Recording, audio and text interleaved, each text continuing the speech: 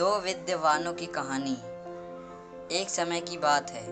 एक गांव में एक गुरु रहते थे, जिन्हें खबर हो गई कि एक अन्य नगर में एक और विद्वान आए हुए हैं। वे अद्भुत ज्ञान के लिए मालिक थे और आगे बढ़ने के लिए सबकी सहायता कर सकते थे। ये खबर सभी को बहुत पसंद आई और सभी लोग उस नगर में उनसे मिलने के लिए जूझने लगे। इन दो विद्वानों की राज्य को पता चलते ही वहाँ एक राजा उनसे बात करने के लिए अपने दरबार में बुला ले आए। राजा ने दोनों विद्वानों से अपने राज्य में ज्ञान का प्रचार करने का आग्रह किया। दोनों विद्वान ने राजा के आह्वान को स्वीकार किया और उन्होंने राजा के सामने आगे जाकर कहा, आपके सामर्थ्य के लिए हमें गर्व महसूस हो रहा है। महाराज, हम आपकी सेवा में हमारा सर्वोच्च कर्तव्य मानने के लिए तत्पर हैं। राजा ने खुशी से भरे होठों से कहा, तुम्हारे सामान्य भाषा में जनता को समझाओ।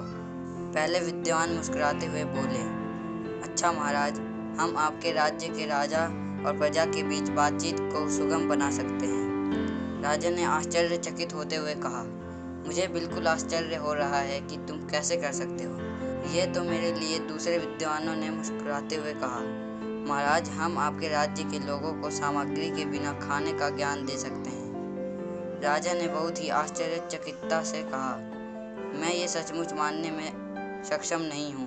कृपया मुझे बताओ, तुम इस बात को कैसे संभव कर सकते हो। पहले विद्वान ने कहा, महाराज, हम विज्ञान का उपयोग कर एक ऐसा उपकरण बना सकते हैं जिसमें हम राजा की मर्यादा के साथ बातचीत कर सकते हैं। यह उपकरण हमारे बहुत सारे प्रयोगों को सुलभ बना सकता है और आपके ग्रामीणों के बीच सामर्थ्य का निर्माण कर सकता है। दूसरे विद्वानों ने कहा, महाराज, हम खाना खाने की जरूरत के बिना एक ऐसा प्रयोग बना सकते हैं जिसमें खाने की जगह नहीं होती है। यह उपकरण आपके लोगों के लिए आरामदायक और स्वास्थ्यप्रद होगा।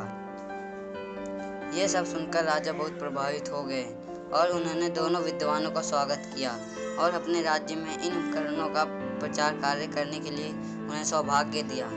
दोनों विद्वान ने राजा की प्रशंसा करते हुए उनकी सेवा में खुशीपूर्वक काम किया और सभी लोग उन्हें प्रमाणित करते थे। Moral of the story. इस कहानी से हमें यह सिखाया जाता है कि समय के साथ ज्ञान विकसित हो रहा है और बहुत से अद्भुत आविष्कार हमारी मदद कर सकते हैं।